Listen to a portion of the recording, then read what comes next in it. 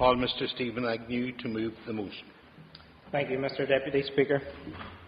For most of us in this chamber and in wider society, we have the opportunity to marry the person we love and the person we are committed to, whether that be in a civil ceremony or in a religious ceremony. We have that choice. Whether this motion is passed or not today, and whether we legislate for equal marriage, will have little or no impact on our lives. However, there are those who happen to love and wish to commit to someone of the same sex, and they are currently denied the opportunity to marry.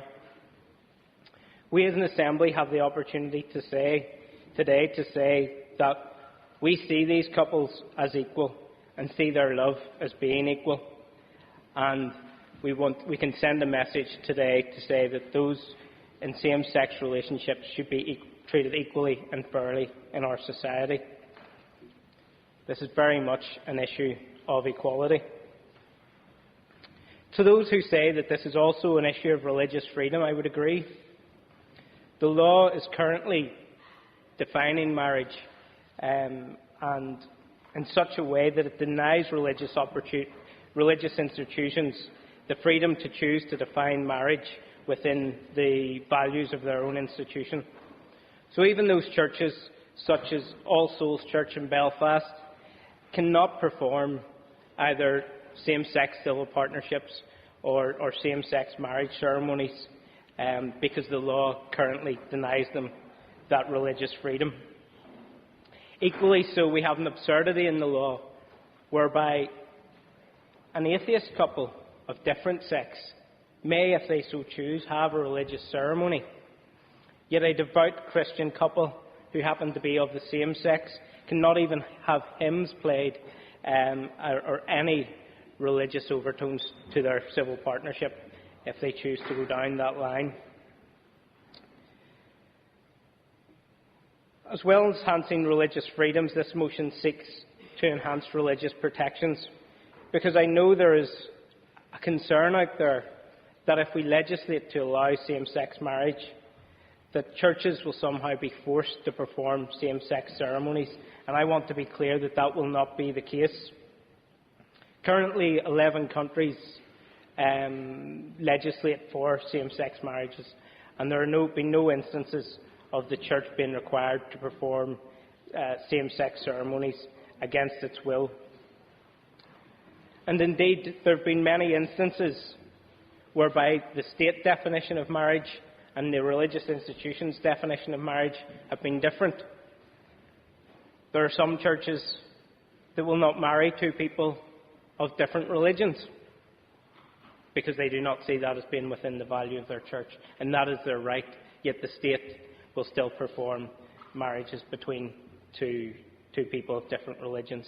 Equally so, those who are divorced cannot be remarried in some churches, but the state will marry divorcees. But again, no church is forced to marry people who have been divorced if it is against the will of that institution. And importantly, the state has respected the church's right to define, practice and observe marriage within the bounds of their own belief system.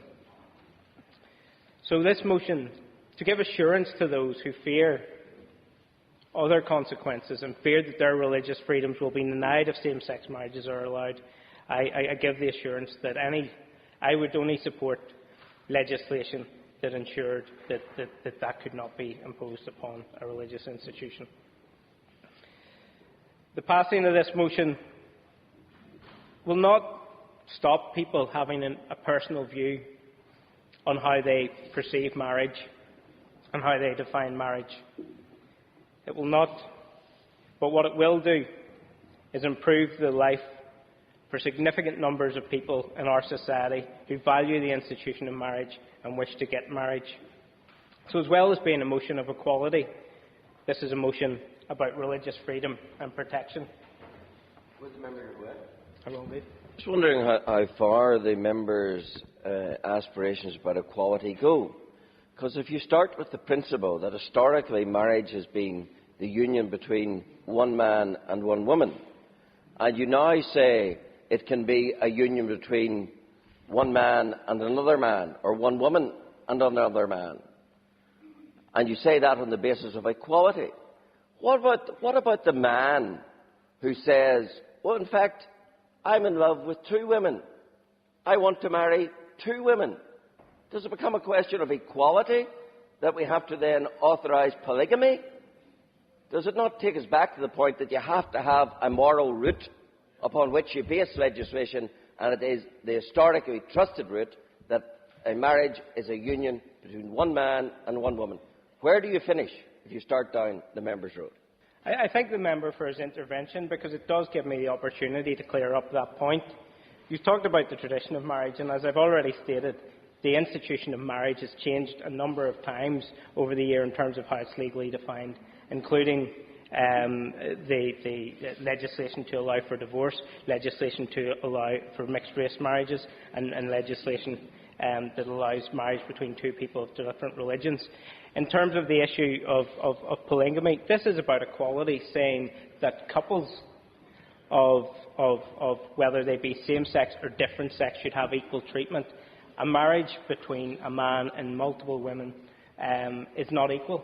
It's not equal to a relationship between one person and between two people, consenting adults. And indeed, there is sociological evidence that in societies where a man is allowed to have multiple wives, that this does damage to society. So it's a very separate issue, because there is no equal evidence that allowing same-sex relationships and same-sex marriage, there is no evidence to suggest that in any way harms society. I've also heard concerns that somehow same-sex marriage would lessen the institution of marriage. I hear it and I believe it's a genuine concern, but I don't share that concern. Those who campaign for same-sex marriage, particularly those in the LGBT community who seek the opportunity to marry, are committed to the institution of marriage, which is precisely why they campaign to have the opportunity to marry extended to their relationship. It's important we're debating this today, actually, and addressing these issues, because it's a debate that's taken place across the UK. And I think it's telling that a Conservative Prime Minister, the leader of a party that has arguably done more than any other to promote the institution of marriage, is now coming out in favour of same-sex marriage. And it's very rarely that I'll quote David Cameron in support of one of my principles, but in this case, I think it's important to recognise that this issue has stretched beyond across parties, including the Labour Party, the Lib Dems, the Conservative Party, and the SNP in Scotland. And to quote David Cameron, he says, "Conservatives believe in the ties that bind us, that society is stronger when we make vows to each other and support each other. So I don't support gay marriage despite being a Conservative. I support gay marriage because I'm Conservative." And I concur with the Prime Minister's view on this. Extending the right to marry to same-sex couples will strengthen the institution of marriage. So as well as being a motion about equality, as well as being a motion that seeks to enhance religious freedom, this is a motion that seeks to strengthen the institution of marriage. I hope today's debate will be a responsible one, because it is important that the Northern Ireland Assembly sends out the right message on this issue.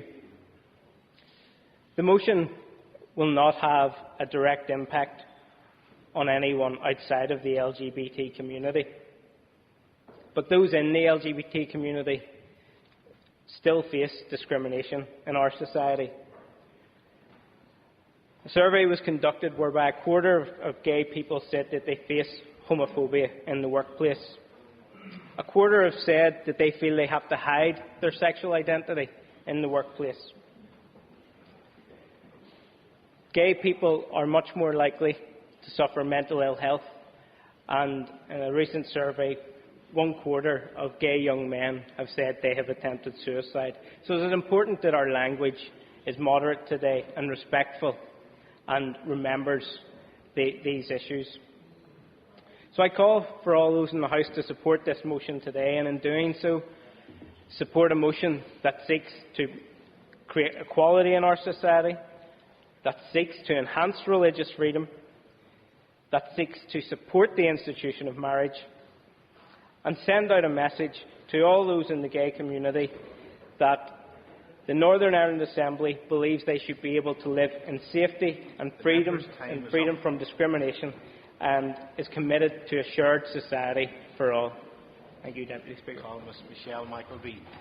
Thank you, Mr Deputy Speaker. And I rise on behalf of my party to oppose this motion.